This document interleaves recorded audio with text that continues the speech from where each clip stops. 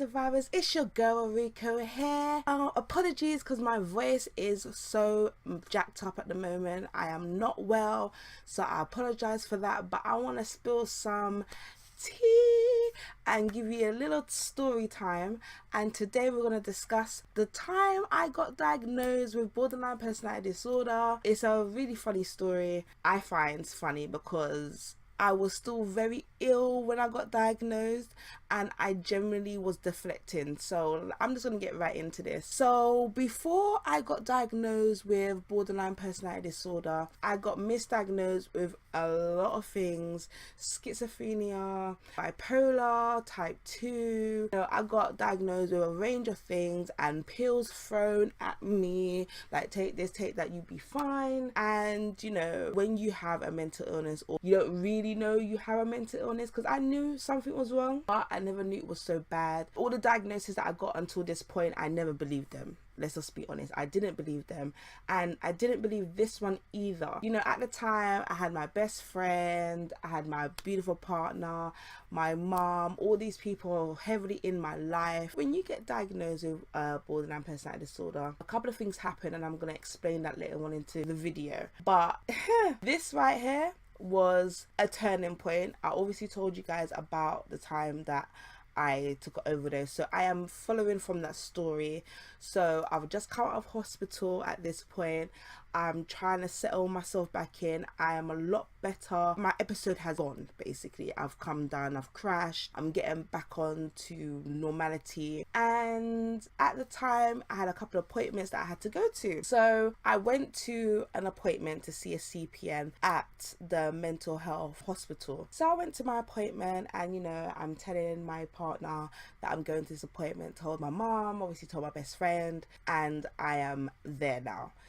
The lady's talking to me. Already I got my back up. Already I'm thinking to myself, you're just going to come and be like every other doctor that has said I've got this, that and the other.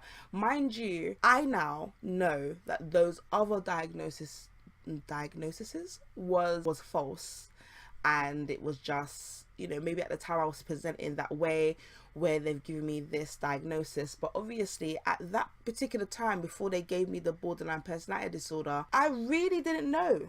I was just deflecting. So, when they're saying you got schizophrenia, I could have possibly had schizophrenia. I could have possibly had bipolar. I was just in my own... Oh, you're talking nonsense. I don't believe you. What are you talking about? Like, I'm not that sick. Whatever. I was just deflecting and not really taking in the fact that I could have possibly been that ill. So now I can say to you, obviously they're wrong, they were wrong, this is the right diagnosis for me. But really and truly at the time, did I know that? No. I was just being all in my feelings about how everybody else is sick. Everybody else is sick. I'm perfectly fine. I was going through that type of thing. So anyway, now I've already got it in my head that I'm going to go there. This lady is going to talk nonsense like all the doctors, all the GPs before. I go in there now and sit down. I'm there like, hurry up, like I don't even want to be here, like, So I was very like that back in the day. I have learnt from those experiences. I'm there now, sitting there, and she's like, well, I've looked at your history, I've looked at everything that you've gone through, I've looked at all your past diagnoses. I've done my research. I've done what I need to do as a doctor of mental health, and I'm here to tell you that you don't have schizophrenia, you don't have bipolar. I can see here you do have depression. Yes, I can agree with that. That's the one thing I can agree with, because I know my needs, and I thought, yeah, okay, cool. You're telling me something I do know, but okay, continue. And then she says, you got BPD, but you got an emotionally unstable personality disorder. So I look at this girl now thinking, the first thing that comes into my head is personality disorder. And when you hear personality disorder, you think, oh my God, what am I, different people? What would you mean personality? Am I not myself? You start having that moment of, what are you talking about? I was like, what's that? She tried to explain it to me. I started laughing, uncontrollable laughing. And I was like, whatever. she was like, no, seriously, like, read about it, search it. She gave me some leaflets. Girl, I left those leaflets on the table and I was just like, Bah. and I and I left. Yeah, I was like, I'm not even interested in anything else you got to say because you crazy. I walked out of there. So I rang the amazing Lels Campbell. I rang him and I was like, yeah, can you believe that they tried to tell me I've got some personality thing and they want me to reset searching anything because, like, it's real, whatever. and this guy is quiet on the phone. Why is he quiet though? Why is he quiet? So I'm there like, They got it wrong. What they're talking about. I know myself. This is just another one of their, oh, you've got this and you've got that. Blah, blah, blah, blah, blah. listen, the guy is quiet. Why are you quiet on the phone? Like, why are you not saying anything? I'm really thinking to myself that they're going to be jumping on the bandwagon with me. I'm waiting to hear him say, Yeah, they got it wrong. What are they talking about? Da-da-da-da. I'm hearing crickets. So I'm on the phone like, Hello? thinking that he's not there. I'm like, Hello? he's like, Yeah, babes. Yeah. So, what else did they say? Are you not listening? They just basically said some nonsense about borderline personality disorder. I don't even know what that is. They're talking like whatever. I don't have that. literally, he was quiet. So I was like, Oh, you know what? I don't even know what's wrong with you. Like, you're just quiet on the phone, like, bye. like whatever. Like, I didn't get my response in it. So I was like, whatever. Locked off the phone on him. I said, you know what? I'm going to ring my best friend because my best friend is going to side with me because everybody else is Crazy. okay. So I now ring my best friend and I'm on the phone and I'm talking and I'm saying the same thing. Oh, girl, they said they don't have that about it and they want me to research it. I ain't researching anything. Blah, blah, blah, blah, blah. Sorry, survivors. My light was dying. Clearly, it was dying because it wasn't this bright just a minute ago, and it completely just went dark. So I'm gonna try and continue the tea. So anyway, I'm on the phone. Like, I don't have this thing. What are they talking about? Like, whatever. And this girl turns around and says to me, What are you talking about? You blatantly have this thing. it's like everybody knew what borderline personality was except for me, because when I'm describing what the lady has said to me and I need to do more research on it, I explained it to my partner. He weren't saying anything. He was just all weird on the phone. And then she's like, Yeah, I told you how you get like that sometimes. The lady doctor is right. Why are you even trying to fight against it? This, that, and the other. I was like, Who are you to be telling me?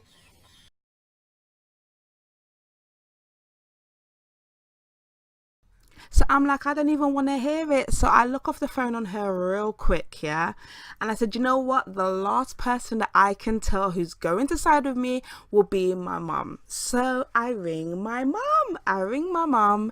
And I'm like, Mum, guess what's going on? So I tell her the whole thing.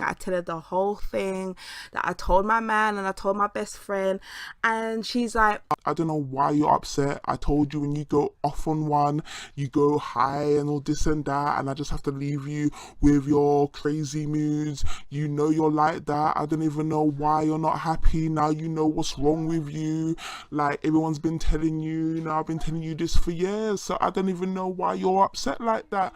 And blah, blah, blah, and blah, blah, blah, and blah, blah, blah. oh my days. I locked off the phone, yeah, and I was like, These people are crazy. they're crazy. I was surrounded by a bunch of crazy people. What is going on?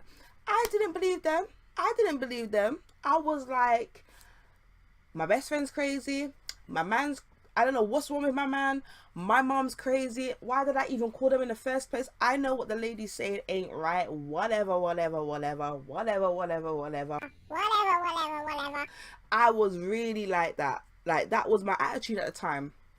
because I've had so many, when I've gone to beg for help and I've turned around and said, you know, I need help, I didn't get the help. I just got tablets thrown at me and no explanation for nothing. Or, you know, when you're pushing them saying, listen, like, this is how I feel, like, maybe like there's something wrong, oh maybe you got this, or you need a, you know, there was never a true diagnosis. It was just, I spoke to this patient today and I said that she might have this, so that was just on my file. There was none of this, let's go and get you the right diagnosis. So when she came to me and she just spoke to me and there wasn't really no background, obviously she did the background work with reading my files and whatever, but to me at that time it just seemed like you're just like everybody else, and I did not want to hear it.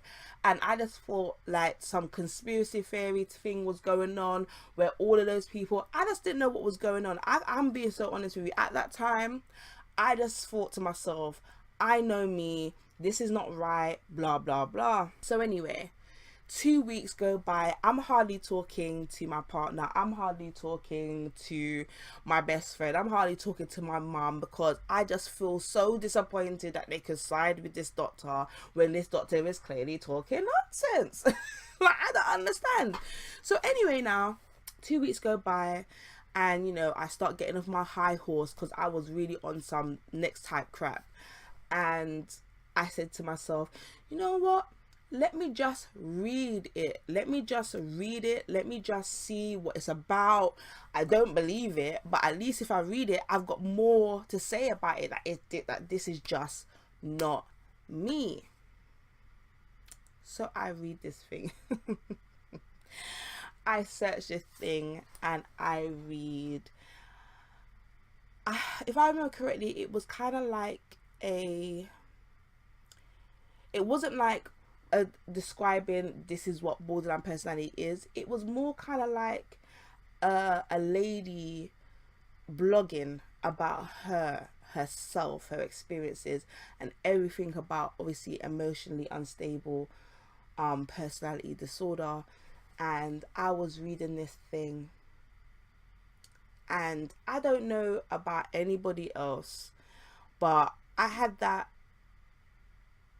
feeling of everything that I'm reading is me, and I didn't understand it. I was like, I do that, I do this, I do that, that is me. It felt like I wrote it.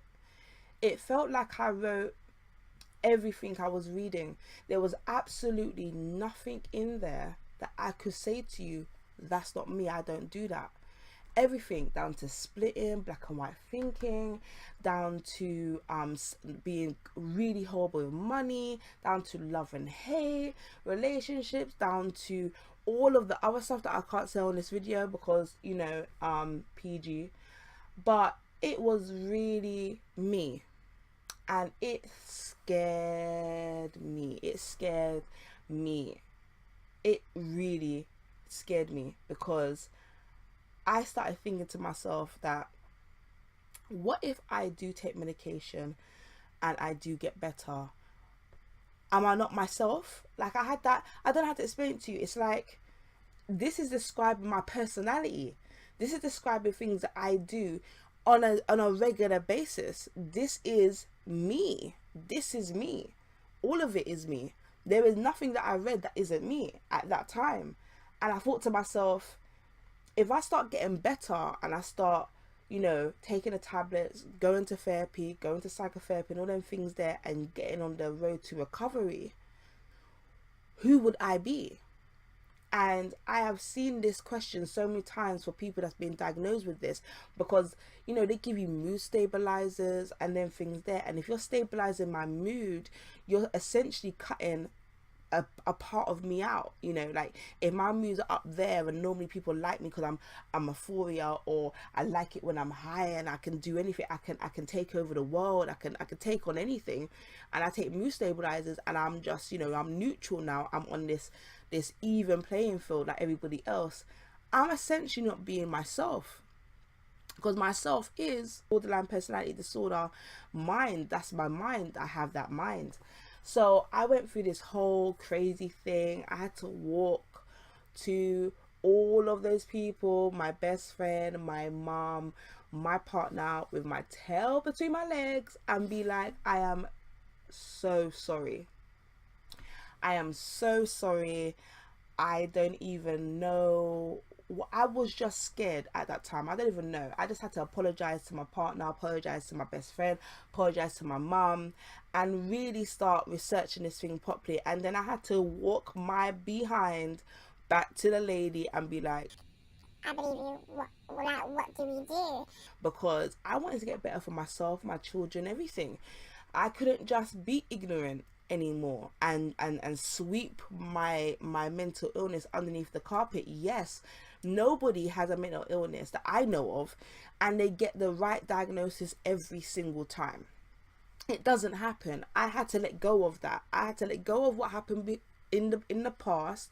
Had to let go of where I didn't get diagnosed the right way, how, you know, they took long, how I didn't really want to deal with the situation. I had to let go of that, because if I didn't let go of that, I couldn't get better. I couldn't have gotten better at the time. I needed to fully understand my diagnosis. I needed to really make it seep in and get better.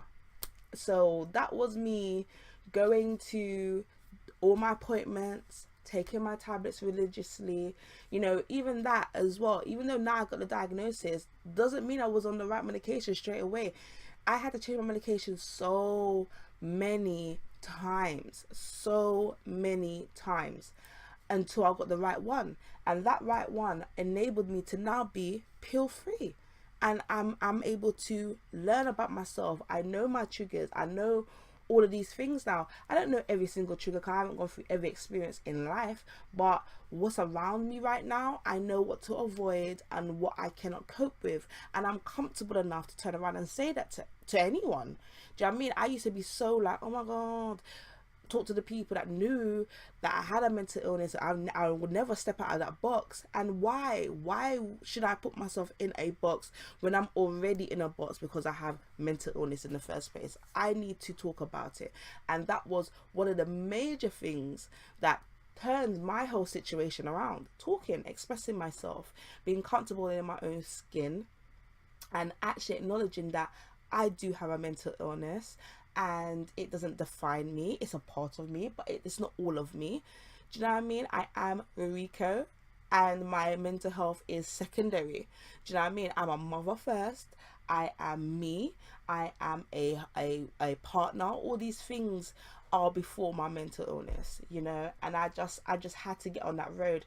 So sorry mom, sorry Leon, sorry my best friend, sorry to all the people that had to deal with my ignorant self.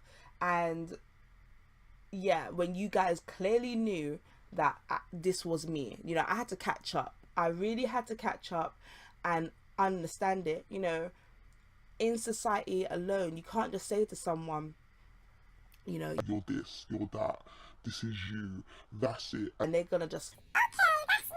I'm gonna take it.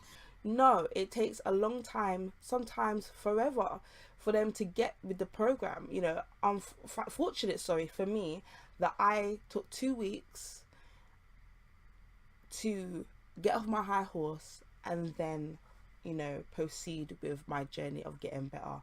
But I thought I'd just let you guys know this story of when I got diagnosed, how ignorant I was back in the day, you know, how deflective I was back in the day, and how I have literally grown as a person. So it's been your girl, Rika Yamazaki here. Just know that you're loved and you're all that anybody needs, and I'll catch you on the next video.